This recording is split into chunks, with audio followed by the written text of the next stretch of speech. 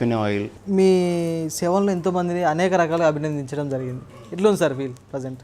అది మంచి విషయమే సార్. నాకు వాళ్ళందరూ సపోర్ట్ రావడం అండ్ స్టిల్ వాళ్ళు ఏదో ఒక విధంగా నాకు ఎప్పుడు కలుస్తూ ఉండడం, అప్రిషియేట్ చేయడం, వాళ్ళ వల్ల ఆయన హెల్ప్ చేయడం. సో అది నాకు ఎప్పుడు పాజిటివ్ మోటివేషన్. ఫ్యామిలీ వాతావరణంలో పెరిగిన వాళ్ళు, ఫ్యామిలీతో గడిపిన వాళ్ళు ఉంటారు.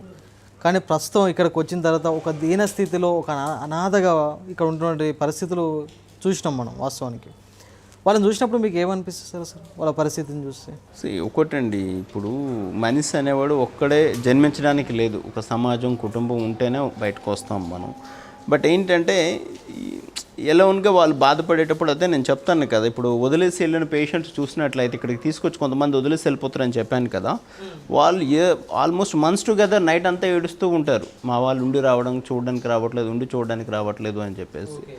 అది చాలా బాధ అనిపిస్తుంది. ఒకవేళ వాళ్ళ ఆరోగ్యం సహకరించి ఒకవేళ మరణిస్తే పరిస్థితి బాగాలేక ఏంటి సార్ తర్వాత పరిస్థితి?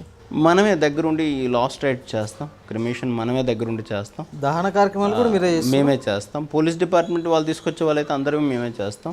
ఇప్పుడు బయట ఎవరైనా ఫ్యామిలీ ఉండి, ఇప్పుడు కొంతమంది మీరు మాట్లాడితే ఫ్యామిలీస్ ఉన్నాయి వాళ్ళకి, ఉండి రాని వాళ్ళకి అయితే మాత్రం 2 days వెయిట్ చేసిన తర్వాత ఒకళ్ళు రాలేదంటే అప్పుడు వాళ్ళ డెడ్ బాడీస్ని మేము క్రిమేషన్ చేస్తాం. కొంతమంది వస్తారు, వచ్చినప్పుడు వాళ్ళు రియలైజ్ అయ్యి వాళ్ళు మాకు పెద్ద హెల్ప్ చేసే టైమ్స్ కూడా ఉన్నాయి. అంటే ఈ 1 month మొత్తం బర్డన్ నేనే తీసుకుంటా, ఇంతవరకు నా పరిస్థితి బాగాలేక రాలేకపోయాను, సో 1 month ప్రొవిజన్స్ నేను చేస్తా అని చెప్పేసి 1 month మెడిసిన్స్ చేస్తా అని రియలైజ్ అయ్యి చాలా బాధతో చనిపోయిన తర్వాత వాళ్ళ అటెండర్స్ మాకు పర్మనెంట్గా డోనర్స్ అయిన టైమింగ్స్ కూడా ఉన్నాయి. అంటే ఫార్మాలిటీస్ అన్ని కరెక్ట్గా చేస్తారా సార్? ఏదో అనాథ సేవం లాగా కాకుండా? లేదు, ఫార్మాలిటీస్ అనేవి అన్నీ కరెక్ట్గా చేస్తాం హిందూ సాంప్రదాయ ప్రకారం. మన దగ్గర అన్ని రకాల పేషెంట్స్ ఉన్నారు, బట్ మేము ఏదైనా చేసేది మాత్రం హిందూ సాంప్రదాయ ప్రకారమే చేస్తాం. చివరగా నేటి యువతకైతే సమాజానికి మీరు ఇచ్చే మెసేజ్ ఏంటంటే ఏం చెప్తారు? ఒకటి, మనం ఎప్పుడు కూడా మన తల్లిదండ్రులను నిర్లక్ష్యం చేయకూడదు. వాళ్ళు ఉంటేనే మనం ఉంటాం. ఈరోజు రేపు సమాజం అంతా కూడా చాలా ఫాస్ట్గా మూవ్ అవుతూ ఉంది, ఫాస్ట్గా పోతూ ఉన్నారు. కానీ బట్ తల్లిదండ్రులు ఏంది, మనం ఎక్కడి నుంచి వచ్చాం? సో తల్లిదండ్రులు కనిపించే దేవతలు, వాళ్ళు ఖచ్చితంగా వాళ్ళకి ఇచ్చే రెస్పెక్ట్ వాళ్ళకి ఇవ్వాలి, వాళ్ళకి చేసే సర్వీస్ వాళ్ళకి చేయాలి. దాని తర్వాతే సొసైటీ కానీ నీ ఫ్యామిలీ కానీ, నీ భార్య పిల్లలు కంటే ముందు నువ్వు తల్లిదండ్రులు చూసుకోవాలనేది నేను చెప్పేది. సార్ అదేవిధంగా అల్లు అర్జున్ గారు కూడా సినీ ఇండస్ట్రీ నుండి మీకు సపోర్ట్ చేస్తారు అనేసి వార్తలు విన్నాం, వాస్తవేనాయి? ఒక 3 months బ్యాక్ అల్లు అర్జున్ గారి మేనేజర్ నాకు కాల్ చేశారు, ధర్మేంద్ర అని పేరు. సో కాల్ చేసి ఇలా పావలా శ్యామల గారు మీ దగ్గర ఉన్నారంటే, అవునండి ఉన్నారు.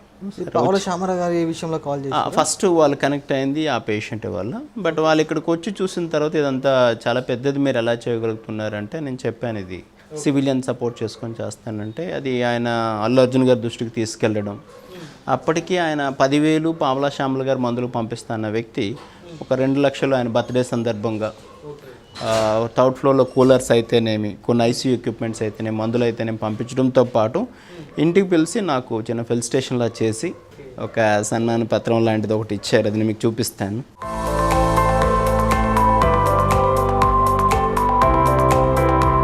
సో దాంతోపాటు ఇక నుంచి నేను కూడా ఆర్కే ఫౌండేషన్లో భాగం.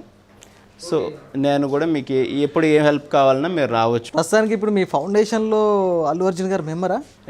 అఫీషియల్గా కాదు, బట్ ఆయన నేను పార్ట్ ఆఫ్ ఆర్కే ఫౌండేషన్. మీరు చేస్తున్న మంచి పనిలో నేను కూడా ఇక్కడ నుంచి సాయం చేస్తాను. యాక్చువల్లీ అల్లు అర్జున్ గారికి నేను అభిమాని. సో ఆయన ఈ విధంగా కలవడం జరిగింది. ఏంటి సార్ సడన్గా ఆయన కలిసినప్పుడు ఆ ఫీలింగ్ ఎలా ఉంది? చాలా బాగుంది. నేను సినిమా వాళ్ళు ఎవరిని పెద్దవాళ్ళు కలవలేదు, బట్ ఆయన కలిసినప్పుడు రియల్లీ ఆయన స్టార్ అనే వ్యక్తి కంటే నార్మల్ వ్యక్తిలాగా చాలా ఫ్రెండ్లీగా, చాలా హంబుల్గా, ఆల్మోస్ట్ ఒక 5 minutes మొత్తం డీటెయిల్స్ అన్నీ అడిగారు. ఎలా స్టార్ట్ చేశారు ఏంటి అని అన్నీ అడిగి, ఆల్మోస్ట్ వాళ్ళ ఇంట్లోనే బర్త్డే రోజునే మీరు ఆ ఫోటో చూస్తే ఆ బర్త్డే బయటకు వచ్చిన షర్ట్ అది ఒకటే. అది చాలా మంచి పని. ఇక నుంచి నేను కూడా ఒక భాగమే.